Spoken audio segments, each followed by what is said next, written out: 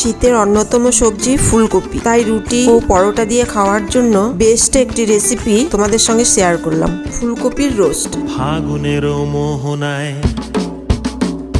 ফাগুনের মোহনায় মন মাতানো মহুয়ায়, রঙ্গিনী বিহুর নেশা কোন আকাশে নিয়ে যায়। ফাগুনের মোহনায়,